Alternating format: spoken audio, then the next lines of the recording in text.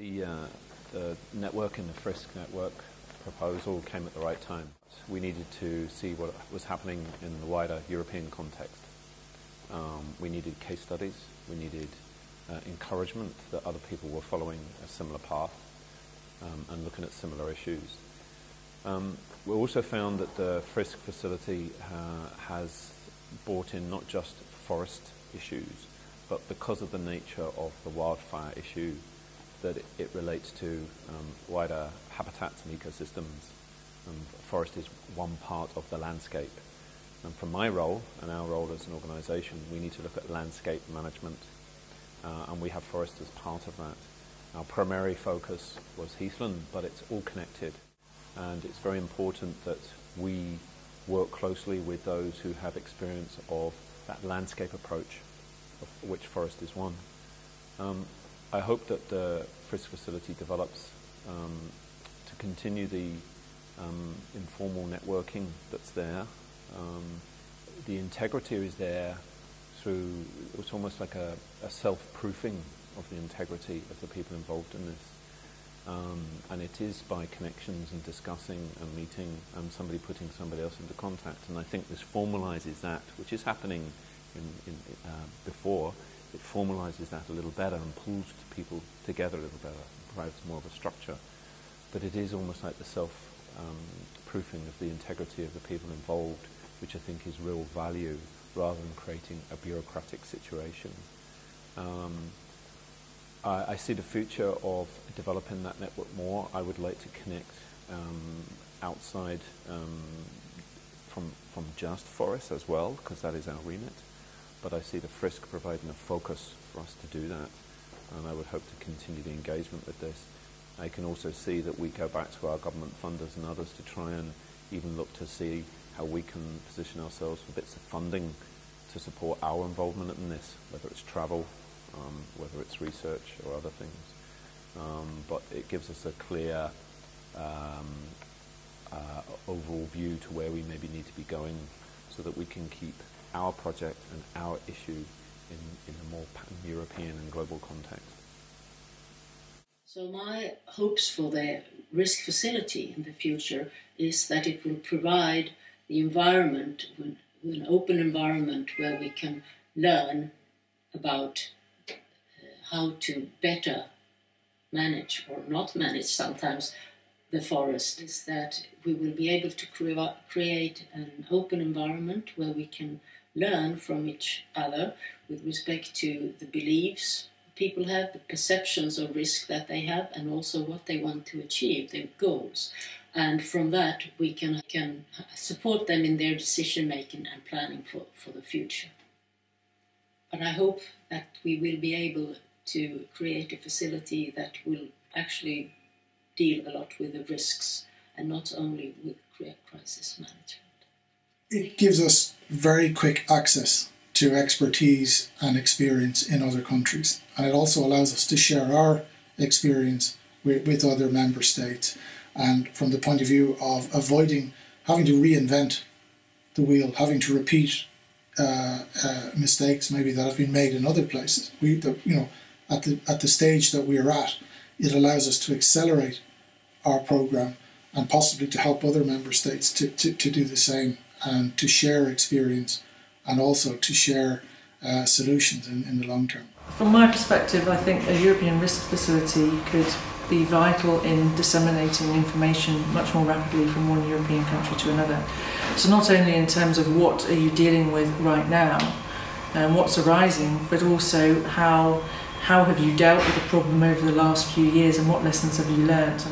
So I see it as a facility that can help foster greater links, greater information sharing from one European country to another. And from my perspective, it would be very useful to know what's happening in another country. Could you possibly have this disease? Do you have this disease? And if so, how are you actually managing it? Or if you don't have it and you are at risk of a disease establishing, what lessons have we learned that can help you? The problem in science is that there's often a great time lag. There's a time lag between finding a disease, working on it, and actually publishing what you found. So I think it's trying to reduce the time lag by sharing information more rapidly. When you see how quickly this knowledge has disappeared on what happened after the storm, how they dealt with it, and then if the next storm happens 30, 40 years later, nobody remembers what happened during the last storm. And I think that's really where a European risk facility can help, so to link up people with other people, experts that faced similar situations more recently, so they can learn from each other rather than having to reinvent the wheel again or go back to the literature and then think, okay, what did they do, or what did work and what did not work. So you'll have a kind of operational network for people. Like if anything happens, you can turn to the network and say, hey, I have this problem, and then they can say, okay, maybe you talk to this and this guys and see how they solve the problem. And I think that will save a lot of energy and panic after the disturbance event, and which can save a lot of money actually, and also help to deal as best as possible with such events.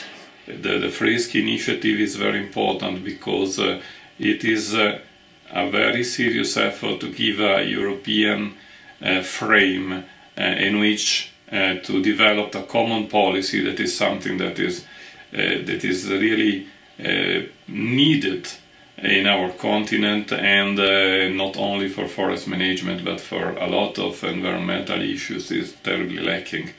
And so basically we have to move from a situation in which even within a single country there are different answers to the same problem, to a situation in which there is a common answer within Europe to the same problem.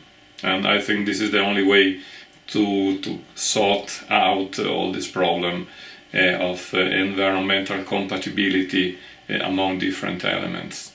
As I see this added value, as I told you, especially in this effort of bringing together expertise from all over Europe and experiences from all over Europe to build up this common frame that will be, I think, invaluably useful to have a realistic and a long-lasting answer to the problem we are dealing with in this context. We were speaking about how the European Risk Facility could be a contribution for the knowledge and for improving the way of working related to fire risk. I think most of the people have said that it's an interesting network for many things. One could be for the data that it could collect. Another could be for the facility of linking networks, different networks in different stratums, a very high level of European community, etc., and then at a local level. I think also that this difficulty of communication should be added like another value for the European Risk Facility. Well, the added value, I think it's about sharing expertise in different countries, whether it be among researchers or practitioners, that could be managers, forest managers, hunters. But I think also that we need to share expertise among policy and decision makers. And a common thing could be case studies in different countries from which we can learn, not case studies in the way that they are not to take as a copy and to copy into another country, but to see that, well, the problem can be solved with another solution, and then each country has to find out what is the best solution for me. So I think that the risk facilities, it's about opening up the eyes a little bit of different stakeholders about different options. Go on the FRISK facility. I think that's a very interesting and a very good way to enlarge this resource and to speed on the way we can interact from the south of Europe, which has been concerned with fire for years, and maybe certainly with the north of Europe, who is about to be concerned too. I'm focusing on the kind of information that other organisations such as insurance companies and banks and forest carbon standards need on risk. So for me, the risk facility would be fantastic if it could provide better data. A lot of the organisations I work with really struggle to find standard data across Europe on things like losses from wind, losses from pests and diseases, fire, but in a way that they can actually look at probability. So the important thing is to understand what is the sort of annual probability of these kind of risks, what are the impacts, and that data often it's very isolated events, one-off storms, one-off data. But to get long-term trends, harmonise standard data across Europe on those sorts of risks would be really useful for the audience that I work with. Yeah, I see the risk facility could act like an independent unit as an arena that brings people together. And of course, it can also help connecting good examples on a fairly superficial level, where they show that good examples could be used in a general principle in several countries. The real benefits that I see from the FRISK risk assessment system is the potential for the transfer of knowledge throughout Europe.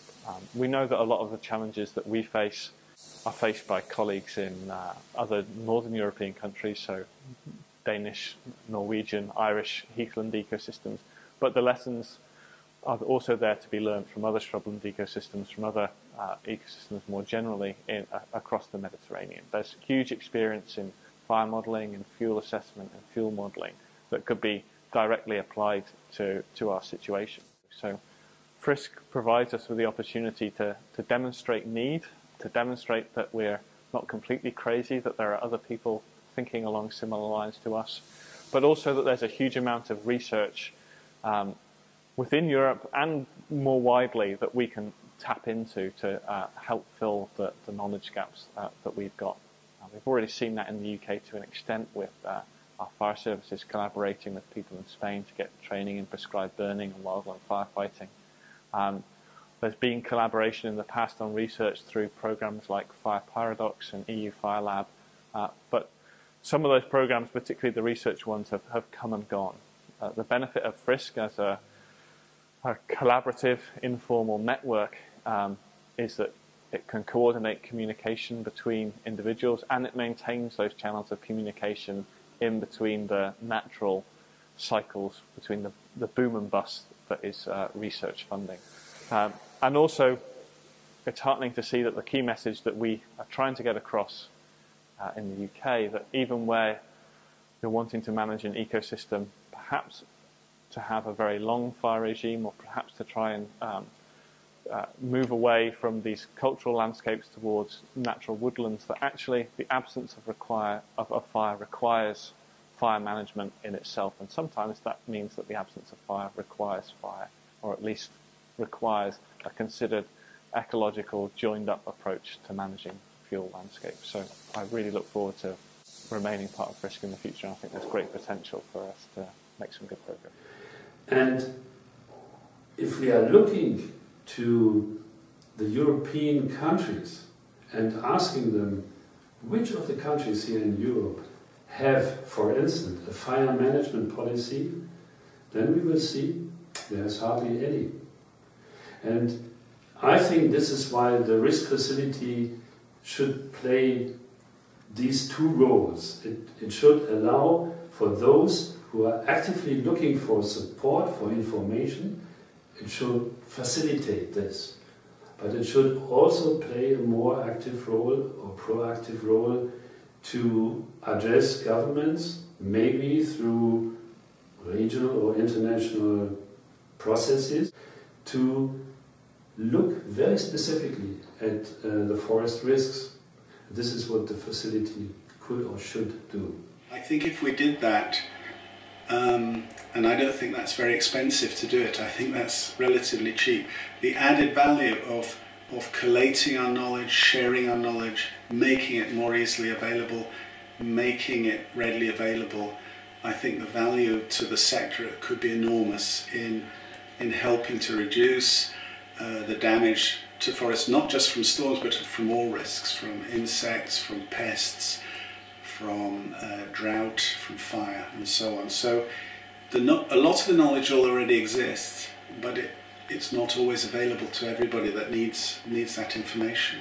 So that's where I really see the benefit of such a risk facility, and I really hope that before I retire, I see such a risk facility in place and beginning to provide these benefits to the forestry sector in Europe. I think the facility is a very powerful initiative that has the potential to drive the trends in risk mitigation for the next decades, and it's absolutely positive that you go for this.